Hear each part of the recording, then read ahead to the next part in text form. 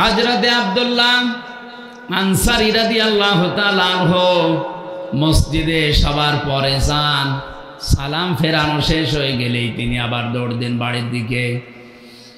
3 দিন হযরতে ওমর দৃশ্যটা লক্ষ্য করে নবীজির কাছে নালিশ দিলেন, হে রাসূল, এ আব্দুল্লাহ আনসারী বারবার নামাজে আসে ঠিক, সবার পেছনে আসে, নামাজ সালাম ফেরানো শেষ হয়ে গেলেই দৌড় দেয়।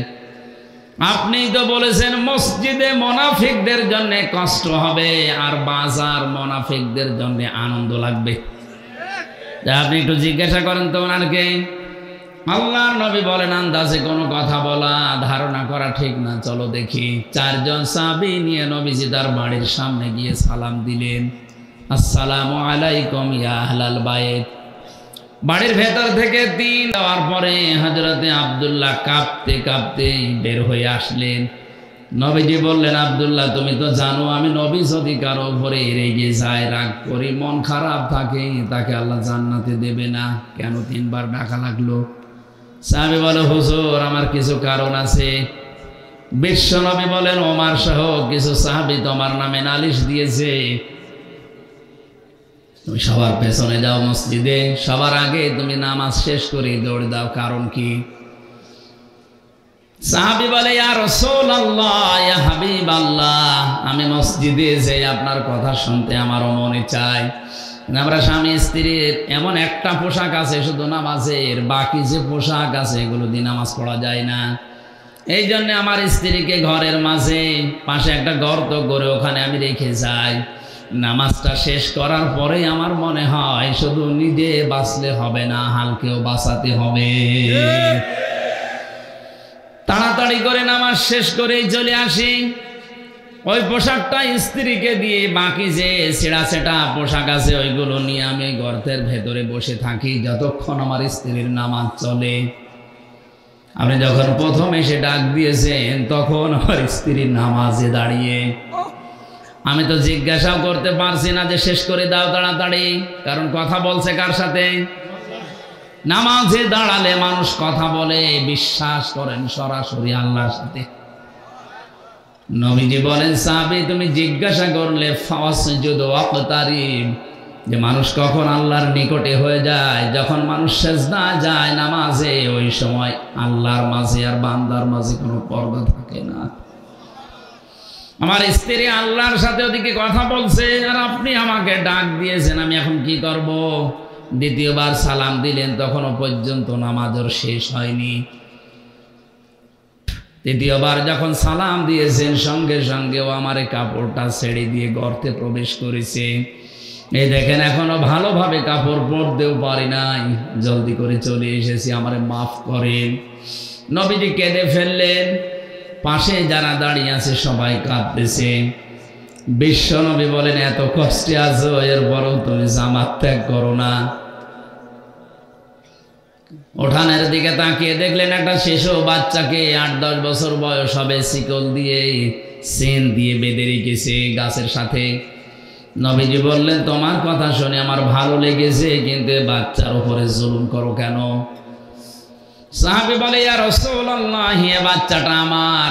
ওই যে একটা খেজুর গাছ দেখতে পাচ্ছেন বাঁকা, ওটা আমার না, ওটা ইহুদির বাগানের, বাঁকা হয়ে আমার উঠানের উপরে এসেছে। পাকা খেজুর ওখান থেকে পড়ে, এই কারণে আমার ছেলেটাকে আমি বেঁধে রাখি, কারণ আমি কর্মজীবনে বাইরে গেলে আমার স্ত্রী ছোটাছুটি করতে পারে না, ছোট মানুষ না বুঝে ইহুদির বাগানের খেজুর খেয়ে ফেলবে। আমি আপনার মুখে শুনেছি, লা তাদখুলুল জান্নাতা জাসাদুন গুজিয়া বিল হারাম, ওই শরীর জান্নাতে যাচ্ছে না, যাবে না। তাদখুল মুজারে, বর্তমান ভবিষ্যৎ, প্রেজেন্ট ফিউচার। জান্নাতে ওই শরীর যাচ্ছে না, যাবে না, কখনোই যাওয়া সম্ভব না। জাসাদুন গুজিয়া বিল হারাম, যার এই 3.5 হাত বডি হারাম দিয়ে লালিত পালিত হয়। আমি আপনার মুখে এটাও শুনেছি, কারো জিনিস না বলে নেওয়া, না বলে খাওয়া, এর নাম চুরি, এর নাম চুরি। আরো জোরে বলেন। আপনার এই কথাগুলো আমার মাঝে মাঝেই মনে হয়, এ কারণে আমার সন্তান না বলে ইহুদির বাগানের খেজুর খাওয়া তার মানে চুরি করে খাওয়া হবে। একটা হারাম জিনিস খেয়ে ওর শরীরে রক্ত মাংস তৈরি হবে, ওটা জান্নাতের জন্য হারাম হয়ে যাবে, জাহান্নামের জন্য ওয়াজিব হয়ে যাবে। এই কারণে ছেলেটাকে আমার কষ্ট হয়, বেঁধে রাখি যতক্ষণ আমি কর্মজীবনে থাকি। ফেনীবাসী, এই হাদিস শুধু শোনা না, বাস্তবে নিজের জীবনের সাথে প্র্যাকটিক্যাল লাইফে একটু মিলান তো। তারা নবীকে ভালোবেসেছে, মহাব্বত করেছে অনুসরণের মাধ্যমে তার কথাকে। কথা বলে না কেন? আর আমরা এমন আশিকে রাসূল হয়ে দাঁড়িয়ে আছি, নবীজির জীবনের যে কথাগুলো ছিল ওগুলো আমাদের জীবনে নেই। আন্দাজে শুধু জিলাপি আর খিচুড়ি খাওয়ার জন্য মহব্বত দেখায়। আমি তো আমার এই ছোট্ট জীবনে 33 বছর বয়স, আমার যতটুকু আমি বুঝছি এই দেশের যত ইবাদত বেশিরভাগ সব খাওয়া ভিত্তিক। সবে বরাতে খাওয়া, হ্যাঁ কথা বলেন এখানে, সবে মেরাজে খাওয়া, লাইলাতুল কদরে খাওয়া, দুই ঈদে খাওয়া, মানুষ মরে গেলে খাওয়া, জন্মদিনে খাওয়া, মৃত্যুদিনে খাওয়া ছাড়া কি আছে? আর আমি যা দেখছি এই দেশের মুসলমান, বিশেষ করে এখানে আর ভারতে আমি যতগুলো রাজ্যে ঘুরলাম, এই দুইটা দেশের মুসলমানেরা অন্য কিছু যদি নাও জানে, কি করে খাওয়া লাগে এটা জানে। আমার দাদা একটা গল্প বলতেন, এক মুসলমান, এক খ্রিস্টান আর এক ইহুদি, তিনজন মিলে দোস্তি করে সারাদিন ঘোরাঘুরি করে বলছে খোদা লেগে গেছে, খাবার নিয়ে আসে। দোকান থেকে পাউরুটি নিয়ে এসেছে। মুসলমান বলছে আমরা ভাগ করে খেয়ে নেই। ভাগ করে খাওয়ার পরে একটা রুটি বেঁচে আছে। ইহুদি খ্রিস্টান বলে এখন তো খেলাম, বাকিটা রেখে দেন, পরে যখন খোদা লাগবে খাওয়া যাবে। মুসলমান বলছে কোনো অসুবিধা নেই, এই গাছের নিচে আমরা সবাই ঘুমিয়ে পড়ি, ঘুমের ভেতরে যে আশ্চর্য স্বপ্ন দেখবে সে ওই রুটি খাবে। ঠিক আছে, সবাই ঘুমায়, ওর তো ঘুম আসে না। ওই দুইজন তো ক্লান্ত, সারাদিন পরিশ্রম করে হাঁটাহাঁটি করে ঘুমিয়ে গেছে গাছের নিচে। আস্তে করে উঠে রুটিটা খেয়ে এবার ঘুমিয়েছে। খ্রিস্টান উঠে ডাক দিয়ে বলছে ওঠেন। কেন? আমি আমার আশ্চর্য স্বপ্ন দেখলাম। স্বপ্নের ভেতরে দেখি প্রথম আসমানে আমার নবী হযরত ঈসা আলাইহিস সালাম আমাকে ডাক দিয়ে বুকে জড়িয়ে বলে উম্মত আমি তোর উপরে খুশি, ওই যে রুটি আছে তুই খাবে। রুটি তো আমার হয়ে গেছে, আপনারা ওঠেন না কেন? ইহুদি ডাক দিয়ে বলে তোমার স্বপ্ন হইলো, তুমি তো প্রথম আসমানে। আমার নবী হযরত ঈসা মুসা আলাইহিস সালাম ষষ্ঠ আসমানে আমারে ডাক দিয়ে বুকে জমা দিয়ে, কপালে জমা দিয়ে বুকে জড়িয়ে বলছে উম্মত তোর বাস্তব জীবনের উপর আমি রাজি আছি, ওই যে রুটি আছে তুই খেয়ে নে। এত বড় জায়গায় ষষ্ঠ আসমানে আল্লাহর সাথে যিনি কথা বলতেন মুসা নবী, তিনি যদি এ কথা বলতে পারতেন রুটি তো আমার, মুসলমান তো জেগে ঘুমাচ্ছে, ওঠে না। আরে যখন কথা দিয়ে চিমটি দিয়ে তুলেছে বলে কি ওঠো না কেন, রুটি তো আমাদের হয়ে গেছে। কিন্তু সবই শুনছে, ডাক দিয়ে বলছে তোমাদের স্বপ্ন হলো। তোমরা যখন ঘুমিয়ে গিয়েছো আমি দেখি বিশাল এক দৈত্য দানব আমার সামনে এসে বলছে এই মুসলমান যদি বাঁচতে চাস রুটি খা। করবো কি? জীবন বাঁচানোর তাগিদে রুটি খেয়ে ফেলিস। ইহুদি খ্রিস্টান ডাক দিয়ে বলে ভাই এত বড় বিপদ গেল, আমাদের ডাকতে পারলে না। ডাকবো কি করে? একজন আছে প্রথম আসমানে আর একজন ষষ্ঠ আসমান। ওরা বলছে ঠিক আছে বিপদ কেটে গেছে, এই ভালো। কি করে খাওয়া লাগে ধান্দা করে এটা আমরা সবচাইতে বেশি জানি। নবীর মহব্বত দেখাতে গিয়ে তার জন্মদিন মৃত্যুদিন পালন করতে গিয়েও খাওয়া, অথচ তার অনুসরণ জীবনে আনে না। আল্লাহ ওইটাই জানিয়েছেন যদি দাবি করো যে আল্লাহ তোমাকে ভালোবাসি, তোমাদের প্রথম নাম্বারে দায়িত্ব হচ্ছে আমার নবীর অনুসরণ করো, না নবীকে ভালোবাসো। তার অনুসরণ করা লাগবে তার প্র্যাকটিক্যাল লাইফটা দেখে চলার মাধ্যমে, নাকি ইয়া নবী সালাহ শেষ হয়ে গেল। শব্দের দিকে খেয়াল করেন তো, কেউ যদি অনুসরণ করে আল্লাহ বলেন ইউহিব্বুকুমুল্লাহু, আমি আল্লাহ নিজে তাকে ভালোবাসা আরম্ভ করব। এখানে আলেম যারা আছেন বলেন তো, এখানে ইউহিব্ব এটা মজারে না মাজি? মজারের শব্দ, এটা বর্তমান, ভবিষ্যৎ, প্রেজেন্ট, ফিউচার। আল্লাহ মাঝি অতীত শব্দ দেননি যে আপনি অনুসরণ আরম্ভ করেছেন, আল্লাহ আপনাকে ভালোবাসা শুরু করেছিলেন না। যখন অনুসরণ আরম্ভ করবেন তখন আপনাকে আল্লাহ ভালোবাসা শুরু করবে। এখন আমার প্রশ্ন, এই অনুসরণ কি আংশিক না পূর্ণাঙ্গ? আরো জোরে। আংশিক অনুসরণ যারা করেছিল তাদেরকে আল্লাহ ভালোবাসেনি, তাদেরকে আল্লাহ মাফও করেনি, জান্নাতেও দেয়নি। এই কথা বলেন এখানে। তার বাস্তব উদাহরণ নবীর দুই চাচা আবু তালেব আর আবু লাহাব। এ দুইজন নবীকে অনুসরণ করেনি কিন্তু ভালোবেসেছিল। এত ভালোবাসা দিয়েছিল, আবু তালেব নিজের সন্তান আলীকে কাছে রাখতো না, রাতের বেলা এতিম মোহাম্মদ ভাতিজা তারে রাখতো কাছে। সারাটা জীবন আগলিয়ে রেখেছিল। হাদিসটা যদিও দুর্বল, আমি শিক্ষার জন্য বলছি, খেয়াল করেন। কিয়ামতের ময়দানে এই আবু তালেবের পায়ের নিচে জাহান্নামের দুইটা ফিতা লাগিয়ে দেবে, এটা আমরা জানি কিনা? মাথার মগজ পর্যন্ত টকবক করে ফুটবে। হাদিসের ব্যাখ্যায় আমি দেখেছি ওর পুরা শরীরের কোন জায়গায় জাহান্নামের আগুন লাগবে না, শুধুমাত্র পায়ে। কোথায়? আরো জোরে বলেন। পায়ে লাগবে এই কারণে, কারণ ওর শরীরের সব জায়গায় নবীর শরীর টাচ হয়েছিল। কোন সময় চোয়া দিয়েছে, কোন সময় মাথায় নিয়েছে, কোন সময় মুখে নিয়েছে, বুকে নিয়েছে, পিঠে নিয়েছে, কিন্তু পায়ের কাছে কোনোদিন রাখে নাই। এই কারণে আল্লাহর নবীর শরীর, ওর শরীরের যেখানে যেখানে লেগেছে ওই জায়গাগুলোতে জাহান্নামের আগুন লাগবে না, শুধুমাত্র পা দিয়ে কোনোদিন স্পর্শ হয়নি, এজন্য পায়ে লাগিয়ে দেবে আগুন। কি ভালোবাসা ছিল তার জীবনে আপনি লক্ষ্য করেন। কাফেররা এসে যখন বলেছিল আবু তালেব আপনারে ভাতিজা এই ভাইয়ের ছেলেকে নিষেধ করেন, যদিও চাচা বিভিন্ন জিনিসের অফার দিয়েছিল, নবীজি আসার পরে তাকে ডাক দিয়ে বলে, মুহাম্মদ ওরা এসেছিল এই অফারগুলো দিয়েছে, তুমি কি করবা? বিশ্বনবী বলেন, চাচা ওরা যেটা দিতে চায়, সুন্দরী নারী, গাড়ি বাড়ি, ক্ষমতা, ধন সম্পদ, এগুলো তো দেওয়া সম্ভব। যেটা দেওয়া সম্ভব না, আকাশের ওই চাঁদ যদি আমার বাম হাতে, সূর্য যদি ডান হাতে এনে দেয়, যে কালেমাটা নিয়ে এসেছি, 1 সেকেন্ডের জন্য এ দাওয়াত বন্ধ করা সম্ভব না। ওই দিন আবু তালেবের ভাষা শোনেন, ডাক দিয়ে বলেছে, ভাতিজা মুহাম্মদ তোমার কাজ তুমি চালিয়ে যাও, আমি তোমার ধর্ম গ্রহণ করলাম না, কিন্তু তোমারে আমি বাধা দেব না, কেউ বাধা দিতে আসলেও আমি তারে নিজে ঠেকাবো। আপনি এতে ভূমিকাও রাখতে পারেন না। এত কঠোর অবস্থায় ছিল আবু তালেব, এরকম ভয়ঙ্কর মুহূর্তেও ছিল তার পেছনে।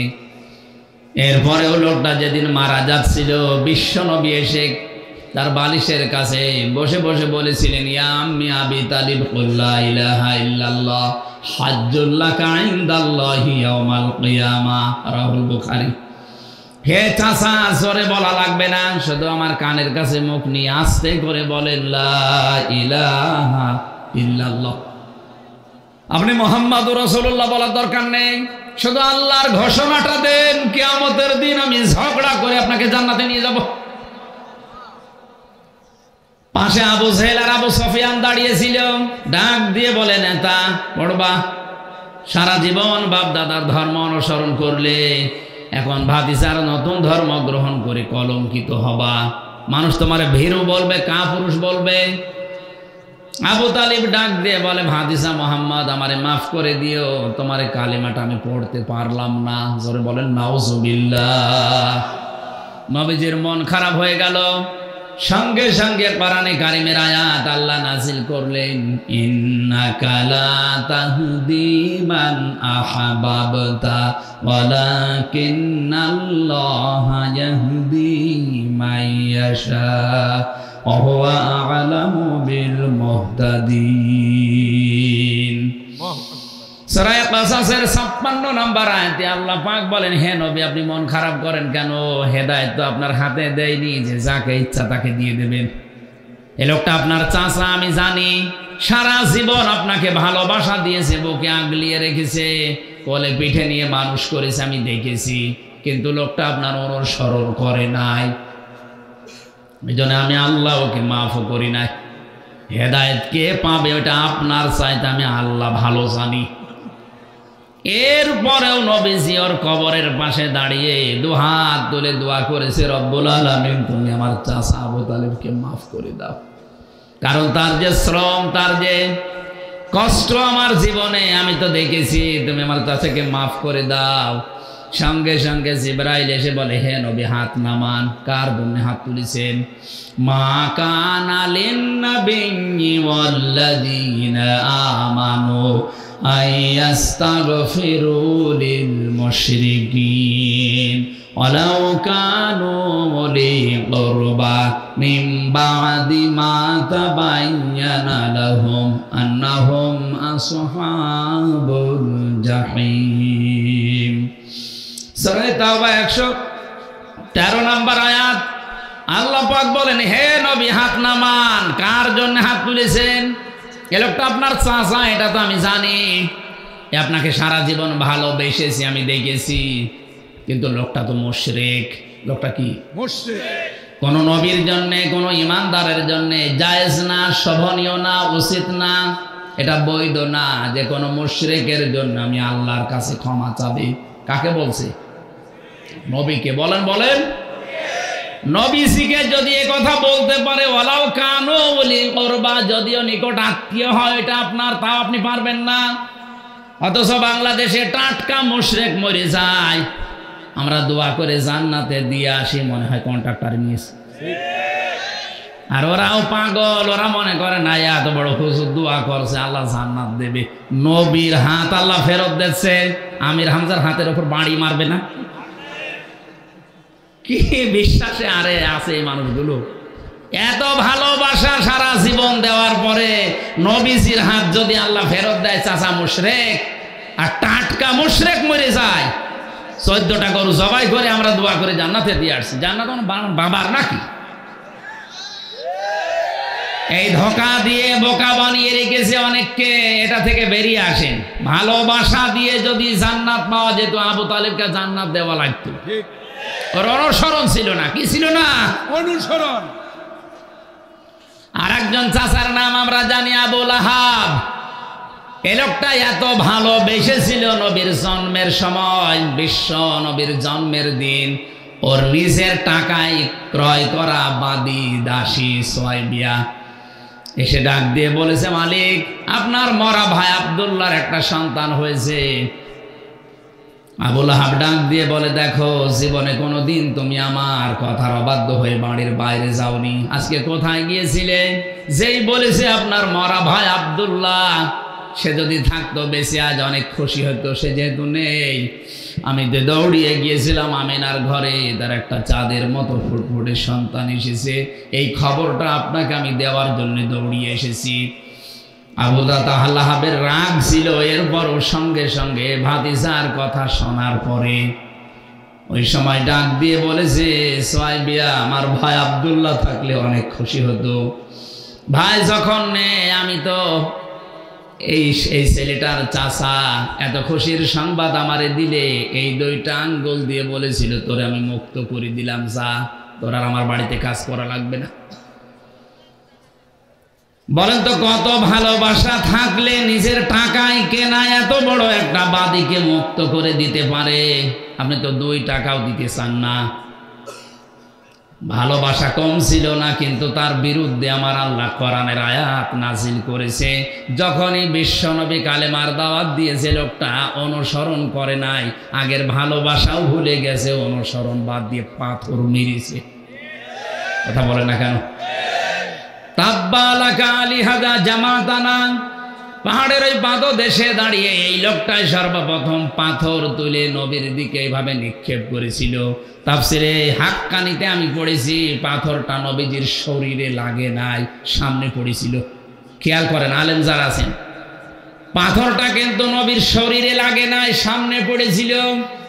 যেহেতু সর্বপ্রথম পাথর তুলে এভাবে নিক্ষেপ করেছে, আল্লাহ এত বেশি রাগ করেছিলেন ওই সময়, পুরা কোরআনের ভেতরে ওর নামে আল্লাহ একটা সূরা নাযিল করেছেন, তাব্বাতে ইয়াদা আবি লাহাবি ওয়া তাব। আল্লাহ পাক বলেন ধ্বংস হয়ে যাক আবু লাহাবের দুই হাত এবং সে নিজে, এবং ধ্বংস হয়েছে। খেয়াল করেন তো শব্দের দিকে, আবু লাহাব পাথর নিক্ষেপ করেছিল কয় হাত দিয়ে?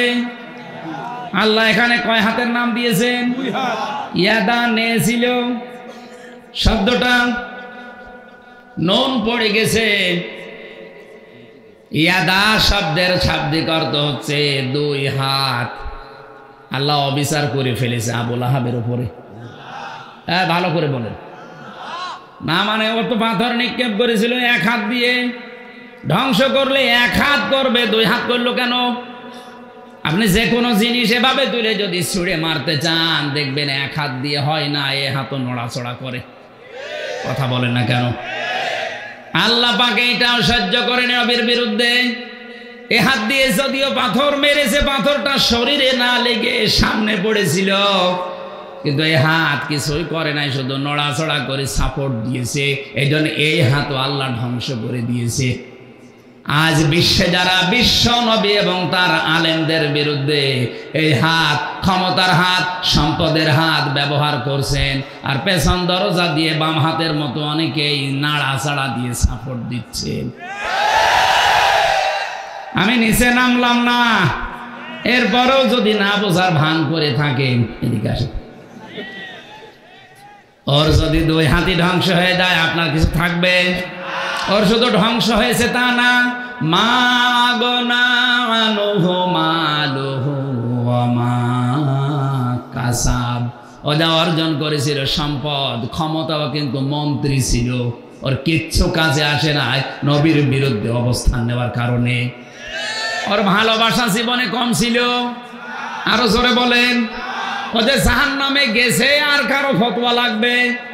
এর পরবর্তী আয়াতে আল্লাহ বলেন সায়াসলা নারান যাতা লাহাব, অতি শীঘ্রই আমি আল্লাহ তাকে লেলিহান অগ্নিকুণ্ডে প্রবেশ করাবো।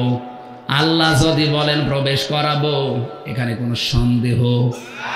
শুধু এতটুকু আল্লাহ শেষ করেনি, অমরাতুহু, তার স্ত্রীকেও দেব। আমার প্রশ্ন হচ্ছে তার স্ত্রীর দোষটা কি? হ্যাঁ, স্ত্রীর দোষ ছিল এই, তলে তলে বিশ্ব নবীকে অপমান করার জন্যে এই উম্মে জামিল নামে এই মহিলা স্বামীকে পরামর্শ দিত আর গোতাতো বাড়ি থেকে, যে এটা করেন এটা করেন। আজ উম্মে জামিলের অনেক বোন আছে, অনেক খালা আছে, তারা নিজেরা হয়তো ওভাবে আলেমদের বিরুদ্ধে লাগে না, বাড়ির লোকদেরকে খোঁচায় যে এটা করতে পারো না। উম্মে জামিলকে আল্লাহ যদি আয়াত নাযিল করে জাহান্নামী ঘোষণা দেয়, আপনিও জাহান্নামী যদি আলেমদের পেছনে এভাবে লিখে থাকেন। দুইজন চাচার কথা বললাম, দুইজনেই শুধু ভালোবাসা ভালোবাসা ভালোবাসা, অনুসরণ ছিল না। দুইজনেই জাহান্নামী, দুইজনেই। আরো জোরে বলেন। সিস্টেম অপর পৃষ্ঠায় দেখুন, আরো দুইজন চাচার নাম আমরা জানি, একজন আব্বাস আর একজন হামজা রিদওয়ানুল্লাহি তাআলা আলাইহিম আজমাইন। তাদের জীবনে শুধু ভালোবাসা ছিল না, ভালোবাসতো তারা মাস্ট বি, পাশাপাশি তারা অনুসরণ করে দেখিয়েছে। হযরতে আব্বাস যে নবীর অনুসরণ করেছে তার বাস্তব প্রমাণ মুসলিম শরীফের হাদিস।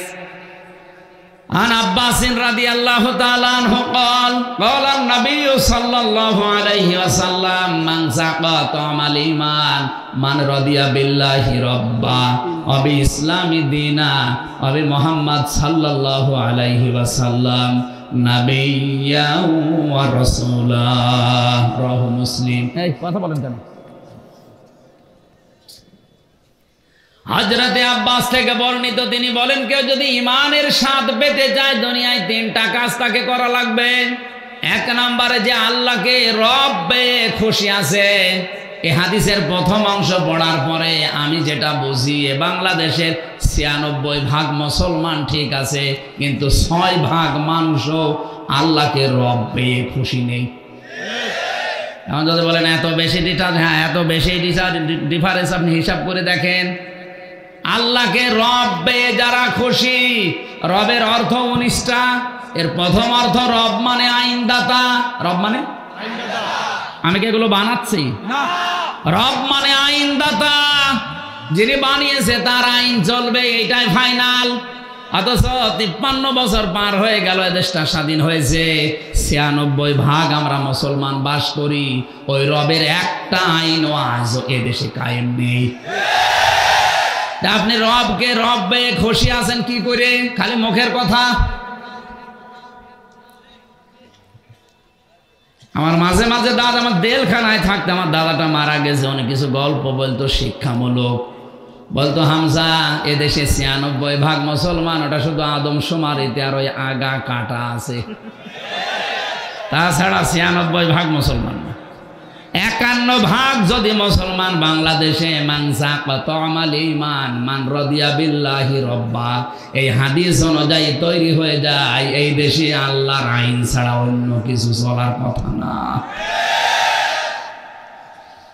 উদাহরণ দিতে গিয়ে বলতো, একজন গরিব মানুষ রিকশা চালায়, বহু কষ্ট করে 1 কেজি মাংস কিনেছে খাসির। বৌমাকে বলছে রান্না করো, আমি গোসল করে আসি।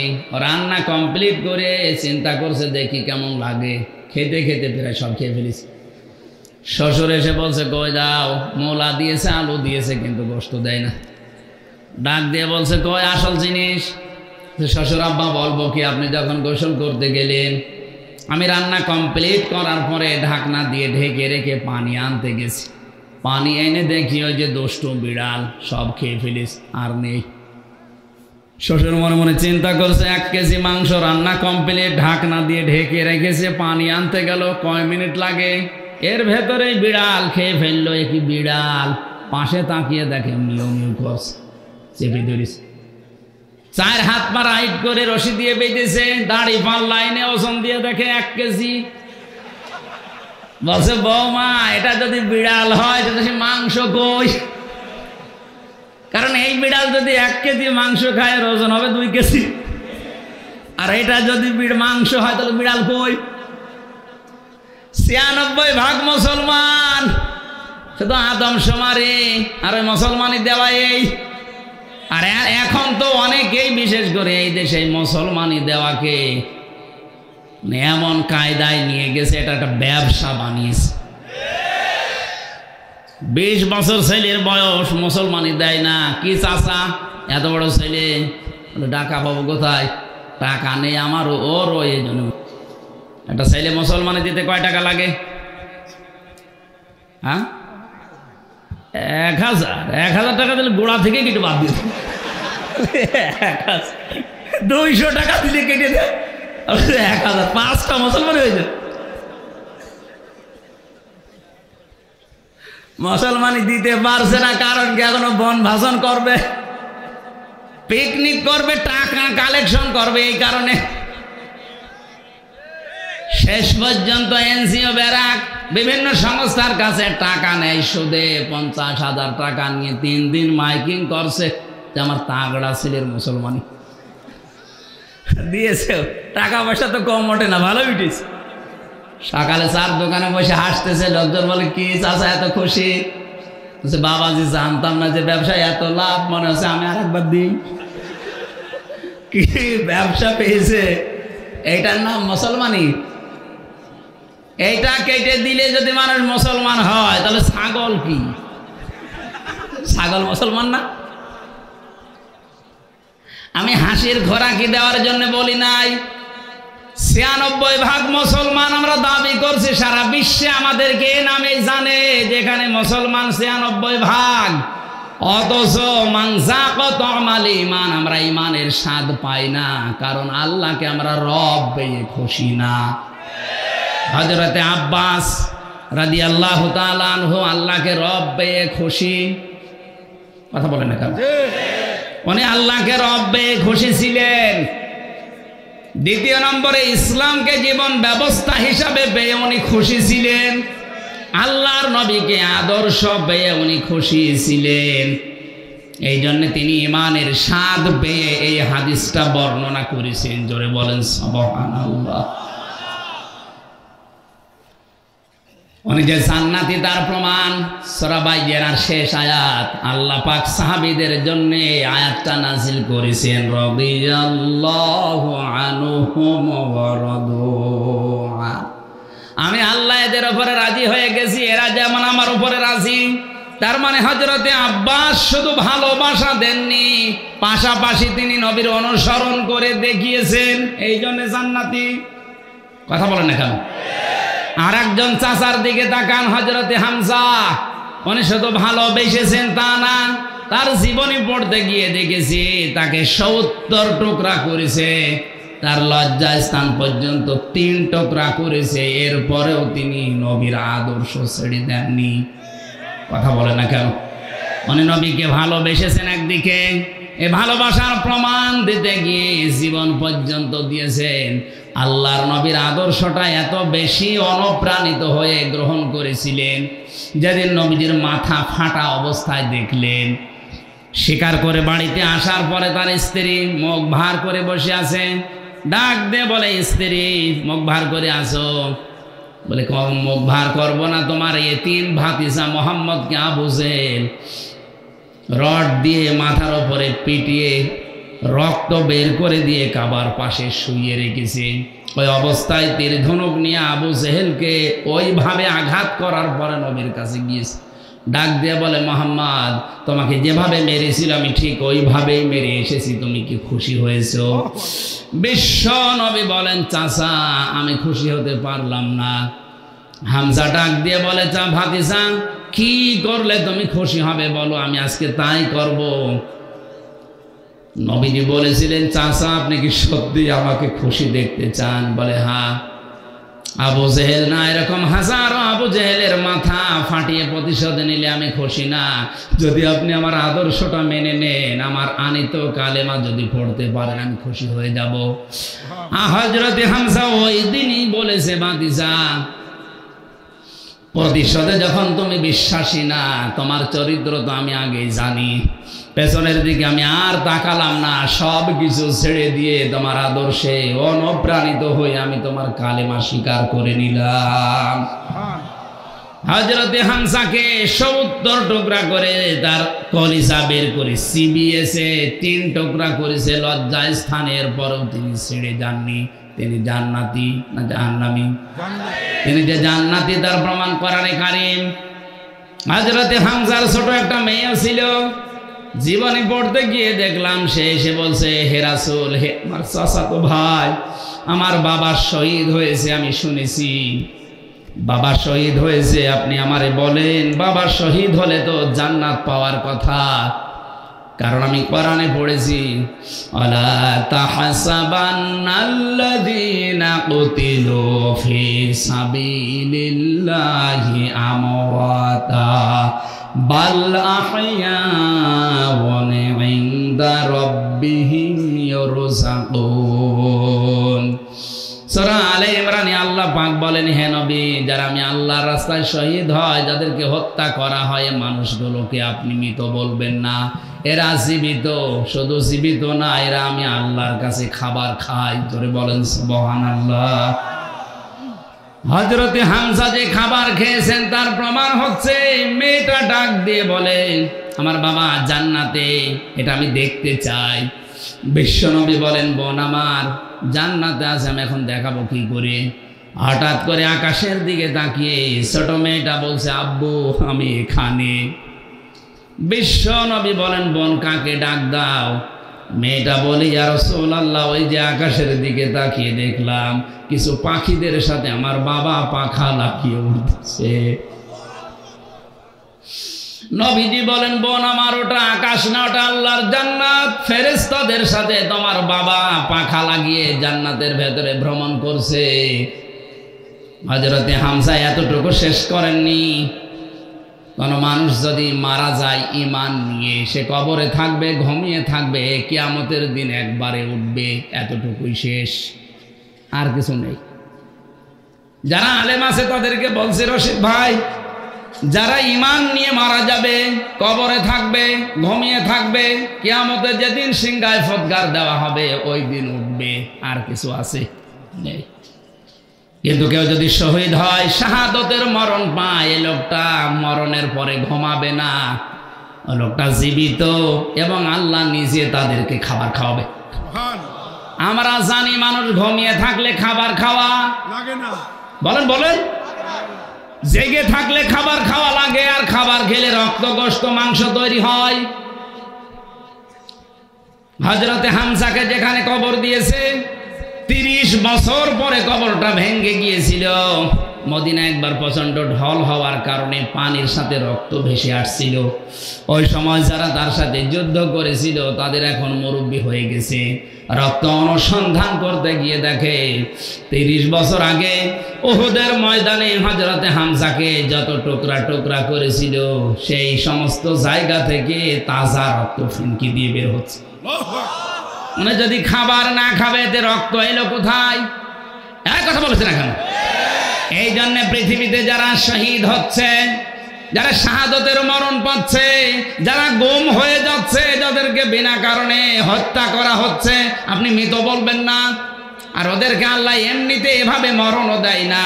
ওয়ালিয়ালামাল্লাহুল্লাযীনা আমানু ওয়া ইয়াত্তাখিযা মিনকুম শুহাদা। সূরা আলে ইমরানের 140 নম্বর আয়াতের শেষের দিকে আছে, কিছু মানুষের জীবন যৌবন, কিছু মানুষের কর্মজীবন আমি আল্লাহর কাছে ভালো লাগে, ওদেরকে শাহাদতের মরণ দিয়ে আমি আল্লাহ ধন্য করি। জোরে বলেন সুবহানাল্লাহ। সুতরাং যারা শাহাদতের মরণ পাচ্ছে উল্টা পাল্টা ধারণা করবেন না, ওরা কিন্তু জীবিত। 70-80 বছরে আর কি খেয়েছে, এখন কিয়ামত পর্যন্ত আল্লাহ নিজে তাদেরকে খাওয়াবেন। এখানে জেলখানায় 3টা বছর আমার সারা জেলখানায় 3টা বছরে প্রতিদিনের তাহাজ্জুদের দোয়া ছিল, আল্লাহ তুমি আমারে মরণ দিও, আল্লাহুম্মা ইন্নী আসআলুকা শাহাদাতান ফি সাবিলিক। এমনি আমি মরণ চাই না, আল্লাহ যদি মরণ আমারে দাও তুমি শাহাদতের মরণ দিও। কারণ 33 বছরে আর কি খেয়েছি, শাহাদতের মরণ যদি আমি পাই হযরতে হামজার মতো কিয়ামত পর্যন্ত জীবিত থাকতে পারবো, আল্লাহর জান্নাতি খাবার আল্লাহর হাতে খেতে পারবো। হযরতে হামজা, হযরতে আব্বাস 2 জন নবীকে শুধু ভালোবাসা দিয়েই শেষ করেছে না অনুসরণ করেছে?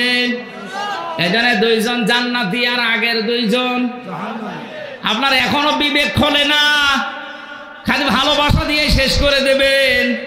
অনুসরণ করে দেখান হামজার মতো, আব্বাসের মতো। শব্দটা কি ছিল? কেউ যদি অনুসরণ আরম্ভ করে তাকে আল্লাহ ভালোবাসা শুরু করবে।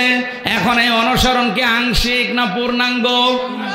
আমরা যেটা করছি এটা তো আংশিক হয়ে যাচ্ছে, কারণ আমাদের জব্বা নবীজির মতো, পাগড়ি নবীর মতো, কিন্তু নবীজির মতো সমাজ ব্যবস্থা আমাদের নেই, নবীর মতো রাজনীতি আমাদের জীবনে নেই। তাহলে আমাদের অনুসরণ কি পূর্ণাঙ্গ না আংশিক? আরো জোরে। আংশিক অনুসরণ করলে ইউহিব্বুকুমুল্লাহ, আল্লাহ ভালোবাসবে, কথা আছে? নেই। এজন্য আমাদের অনুসরণ করা লাগবে পূর্ণাঙ্গ, আল্লাহ তখন ভালোবাসা শুরু করবে। আয়াত পড়ার পরে আমার মনে হচ্ছে বাংলাদেশে হাজারো আলেম, হাজারো পীর, হাজারো মুসলমান শুধু আংশিক অনুসরণ করার কারণে এখনো আল্লাহর ভালোবাসা পাওয়া আরম্ভ করেনি। ওয়াগফির লাকুম যুনুবাকুম তো বাদ দিলাম, আল্লাহ মাফ করে দেবে, দিচ্ছে, দেবে তা না। যে অনুসরণ আরম্ভ করবেন আপনি পূর্ণাঙ্গ ভাবে সিদ্ধান্ত নিয়ে নেবেন যে এখন থেকে রান্নাঘর থেকে আন্তর্জাতিক জীবন পর্যন্ত সব জায়গায় আমি অনুসরণ আরম্ভ করলাম।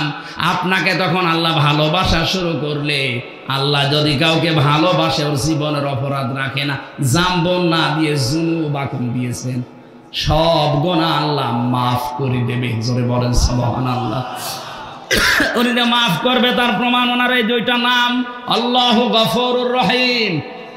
আল্লাহ পাক বলেন কুল আতিউল্লাহ ওয়ার রাসূল, নবী আপনি বলেন এই যে অনুসরণের কথা বললাম এটা যদি কেউ করে আমি আল্লাহ এবং আমার রাসূলের, সেই লোকটাই কেবল আমি আল্লাহর দৃষ্টিতে ভালোবাসার পাত্র। ফাইন তাওয়াল্লাউ, কেউ যদি এই অনুসরণ না করে মুখ ফিরিয়ে নেয়, অহংকার করে, ফাইন্নাল্লাহা লা ইউহিব্বুল কাফিরিন, অবশ্যই আমি আল্লাহ কাফেরদের ভালোবাসি না। তার মানে যার ভালোবাসা আছে জীবনে অনুসরণ নেই সে কাফের। কথা বলে না কেন? আলেমকে জিজ্ঞাসা করেন, যারা শুধু ভালোবাসে অনুসরণ করে না এরা কাফের। তাছাড়া আল্লাহ ইউহিব্বুল কাফিরিন দিতেন না। ফাইন তাওয়াল্লাউ, যারা এই কথাগুলো শুনে মুখ ফিরিয়ে নেবে, ফা মানে অতঃপর, ফাইন্নাল্লাহা, তারা যেন জেনে রাখে অবশ্যই আমি আল্লাহ লা ইউহিব্বুল কাফিরিন, এই কাফেরদের ভালোবাসি না। তার মানে শুধু ভালোবাসা আবু তালেবের মতো, আবু লাহাবের মতো বাসবেন, অনুসরণ করবেন না আব্বাসের মতো, হামজার মতো, আপনি কাফের। আর কাফেরকে আল্লাহ ভালোবাসছে না, বাসবে না। আল্লাহ আমাদের হেফাজত করুন, বলেন আমিন। 12টা পর্যন্ত কথা বলি, 12টায় বাজে। আমিন। আজ যদি সামনে কোনো জায়গায় আসে, আশপাশে ব্যাখ্যা পরের শব্দগুলো করবো ইনশাআল্লাহ। সামান্য পড়ে এখন এটা হবে। টাকা পয়সা যদি কেউ নিয়ে এসে থাকেন, আপনারা দিয়েছেন আমরা জানি, এরপরও যাওয়ার সময় এনাদেরকে একটু দিয়েছি। আমি অনেকগুলো তথ্য লিখেছিলাম, প্রায় 2 পৃষ্ঠা। এই আয়াত সম্পর্কে হাজার হাজার কথা এখানে আছে, আমি সবগুলো বলতে পারলাম না, কারণ 12টা পর আমি কথা বলি না। আগামীতে সময় পেলে আমার আগে তুলে দেবেন। বারাকাল্লাহু লানা ওয়া লাকুম ফিল কোরআনিল আযীম। আল্লাহুম্মা আমিন। রব্বানা যালামনা আনফুসানা ওয়া ইল্লাম তাগফির লানা ওয়া তারহামনা লানাকুনান্না মিনাল খাসিরিন।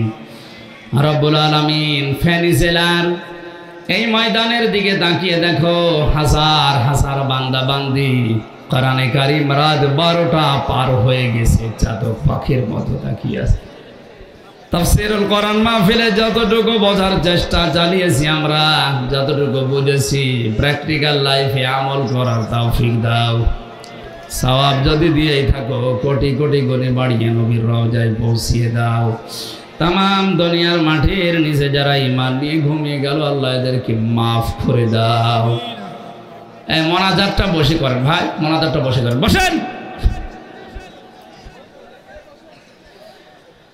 আল্লাহুম্মা লা তারুদ্দানা খায়বিন, আল্লাহুম্মা লা তারুদ্দানা খায়বিন, আল্লাহুম্মা লা তারুদ্দানা খায়বিন। তাহাজ্জুদের এই সময়ে হাত তুলে বসে আছি, একেবারে খালি হাতে ফেরত দিও না। মনের ভেতরে যার যে কামনা বাসনা আছে, আল্লাহ জায়েজ আশাগুলো পূর্ণ করে দাও। মাহফিলের সম্মানিত সভাপতি, মাহফিলের প্রধান অতিথি, বিশেষ অতিথি যারা এসেছে, কোরআনের ইজ্জতে এদেরকে ওমরের মতো বানিয়ে দাও। সম্মানিত মা বোনেরা পর্দা আড়ালে বসে আছে, খাদিজার মতো, আয়েশার মতো জীবন তাদেরকে দান করো রব্বুল আলামিন। 3টা বছর অন্ধকার প্রকোষ্ঠে ছিলাম, বাইরে যখন তুমি বের করেই দিয়েছো, আমার কণ্ঠটা তুমি আবার ফিরিয়ে দাও, আমার এলেম তুমি বাড়িয়ে দাও, আমার শরীরটা তুমি শেফায়ে কামেলা জেলা দান করো।